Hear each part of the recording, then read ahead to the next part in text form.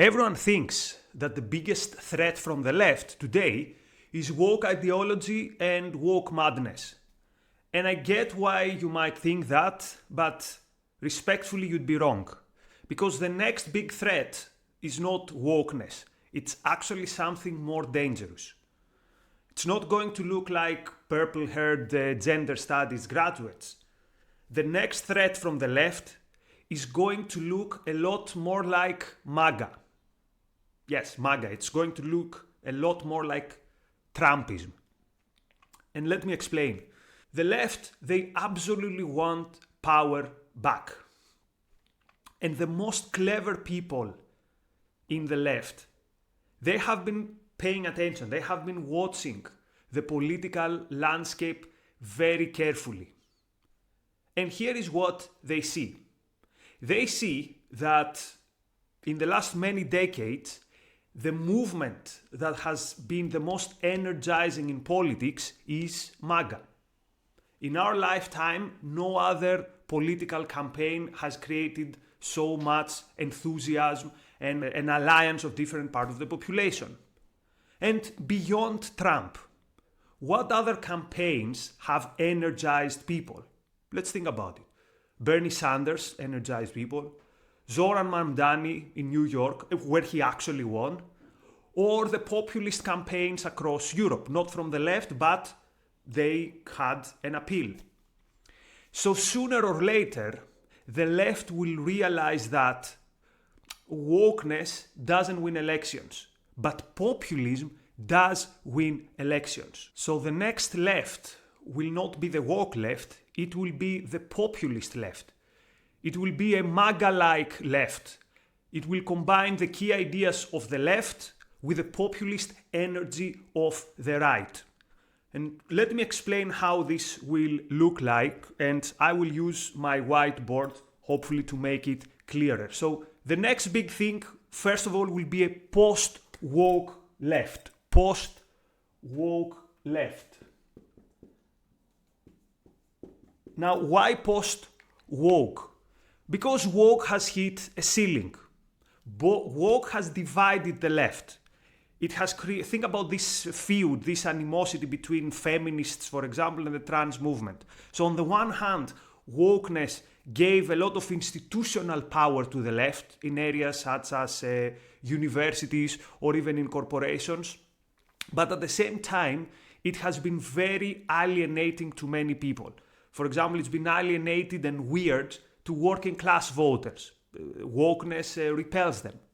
And you're not going to win people in, Ohio or Arizona by talking about heteronormativity or decolonizing the body. So you need to win Mickey the plumber, and people with common sense won't want anything to do with woke. So the left will slowly get rid of wokeness. Of course, they will pay some lip service to it, particularly when they are in a relevant audience. So they will still be talking this language, not to completely alienate this crowd, but it will not be in the forefront. It will not be at the center of the campaign. What will be at the center of the campaign? Left-wing MAGA-type populism, and mostly left economic populism. So element number 2, left populism. And you can understand this as anti-big tech, strong language against the billionaires, the 1%, and very much against quote-unquote globalism, whatever that means. And the left has seen that the appeal of populist figures like Trump or Tucker Carlson, that this message that the masses are against the elites, this message has an appeal. And of course the left will completely bamboozle us. They will say, oh, see, Trump was actually the candidate of the big capitalists. He gave everything to the billionaires. So now it's time for the common people, the 99%, to rise. So they will tell us freedom has been tried and it failed. Because, of course, they will not tell us that Trump himself is an economic populist who wants to control business, and he he's miles away from anything close to economic freedom. So this message, the message of left-wing populism, will hit the voters who already dislike capitalism because that's how they've been trained, either by their professors or by their influencers, left and right. They've been trained to hate quote-unquote neoliberal globalism, again, whatever the heck that means. And this is why they will be very receptive to this message. So picture someone like Bernie Sanders, but with better marketing and more elements from Trump and Tucker Carlson. And you know who got the memo that this left-wing economic populism sells? Mamdani got that memo. Because what were the main pillars for Mamdani's victory in New York? It was not Israel. It was not stuff about wokeness. I mean, he used that stuff to the hardcore of the basis, but his main message was his economic populism. The four main policies. Number one, freeze the rent, free childcare, free buses, state-owned grocery stores. Can Mamdani or anyone else make all this work? Of course no. But who cares? I mean, since when did this matter for the left, whether what they want to do actually works? The question for them is there demand for such an economic populism? And the answer is, hell yeah, there is a lot of demand for such populism. Now, another element we need to put in the equation. What will the left do with environmentalism? Now, environmentalism has been very central to the left, as woke has been. And yet, environmentalism doesn't really go hand in hand with economic growth. So they will move to something that I will call quiet environmentalism. So, quiet environmentalism. Now, what is this? So, they will pay, again, lip service to things like global warming and all that stuff. And they will bullshit people about, oh, we're going to provide green jobs, green growth. And everyone will be happy. Because, again, they cannot completely get rid of environmentalists. They realize that it's a baggage, but they will make it work in a way that they can have their cake and eat it too. They talk about environmentalism, but actually, we need jobs, we need affordability, which seems like it's the catchwords of our time. So quietly, environmentalism will not really be retired, but it will be on the background. And also expect them to be quiet also on immigration. So quiet environmentalism and quiet on immigration. Why? Well, you don't need me to tell you this. Immigration is a very thorny issue. It's very unpopular among many people, particularly in Europe, but also in the United States. So they will maintain, for example, the border controls of Donald Trump, but without the excesses. You won't see masked ICE stormtroopers terrorizing random immigrant workers. So this will be a relief, so to speak, from the excesses of Trump's policy on immigration. So this will be the key of the recipe. But there will be one more thing. There will be a secret sauce, a secret ingredient that will make this even more appealing. And the secret ingredient needs to make this appealing more to the crazies, both of the left and of the right. Because notice, the crazies of the left will not be happy with this. They will say, we want more woke. And they will not be happy with this. They say, where is our, we want more oppression to the capitalists when it comes to the environment. So the solution to appeal to the crazies of both sides is a very strong anti-Israel rhetoric. So the secret ingredients, number 4, anti-Israel. This will be in the form of a quote anti-Zionism. So they will say, of course, we're not anti-Semites. After all, we're progressives. But they will use the usual stuff. They will use the language, the slander of genocide. They will call for a boycott, disinvest, or how is this called, sanction Israel, all that stuff. And this way, they will try to expand their appeal not only to their deranged anti-Israel base, but also to the deranged anti-Semites of the other side. Because think about it. When you smear Israel, with one go, you can appeal to the woke left, also the Arab/Muslim left. I mean, I don't know how strong it is in Europe, in the United States, it's definitely strong in Europe. So whatever happens in the US, the European left will be paying attention.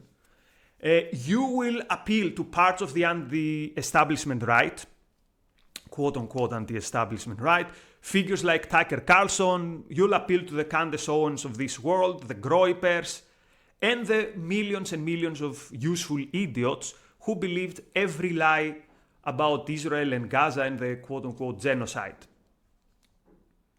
And this will make up for the disappointment from the fact that the left is going to leave wokeness aside. So can such a movement actually win in culture and win in politics? And unfortunately for us, the answer is yes. So what does this come down to? Populist rhetoric, economic anti-capitalism, anti-elite messaging, and anti-Israel framing, all this can build a very powerful coalition. And actually, remember something else that will make this message more appealing. There are many decent people who will say, look, I want anything but Trump, anything but MAGA. There are people worried that Trump has taken it too far, with ICE agents picking up random people from the street and shipping them God knows where, the tariffs. These things have alienated many good people, or the creepy Christian nationalism or national conservatism. All this has created a demand for a change. So a charismatic populist leader on the left will look quite appealing to many people. Now, who is going to be that leader of this populist left? I don't know. Is it going to be Gavin Newsom? See, for example, how he is positioning himself as being in favor of construction and infrastructure suddenly, and he wants to build bridges to the better people in the MAGA movement. I think he had Charlie Kirk, the late Charlie Kirk, as the first guest in his podcast. Or maybe it won't be Newsom and it will be someone else. Because we live in times where someone can very quickly come out of nowhere. See, for example, how Mamdani came out of nowhere and took New York by storm. So I don't know who this person will be, but I know that this can work. And for the rest of us, this will be very bad. We'll be stuck between right-wing populism and left-wing populism. Between authoritarians on the one side, authoritarians on the other side. Tribalism versus tribalism. Okay, not very good way to finish. So let's try to see if there's any silver lining. And to be honest with you, it doesn't look good. Actually, it looks totally bleak. But such bleakness also opens up an opportunity. Because I explained to you who will be attracted by these very bad ideas. But there's another question. Who is going to be alienated from these bad ideas? And these bad ideas, in combination with the bad ideas of the right, of MAGA, it will alienate the thinkers, the builders, the innovators, the producers, the creators, so the men, the women of the mind. And that's our opportunity. Because these are the people who make or break a society.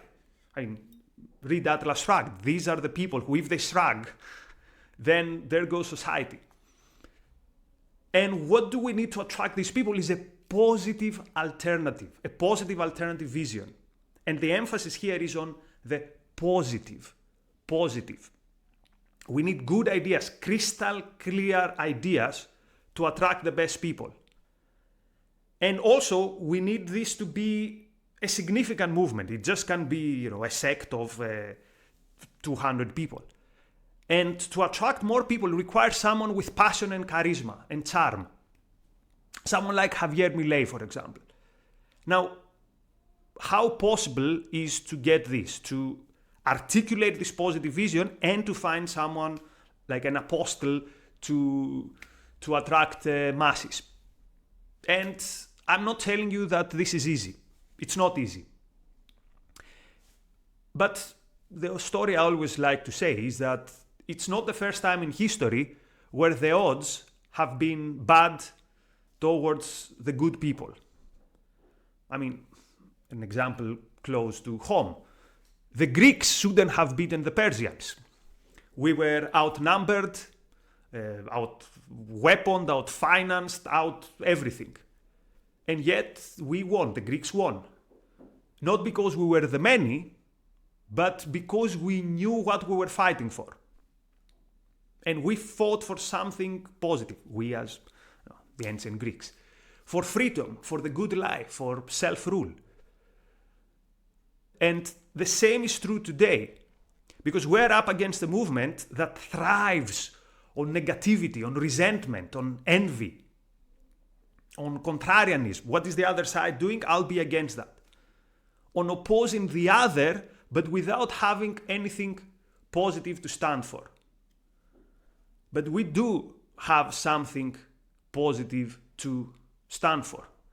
And this is why I think all isn't lost. Thank you for your time.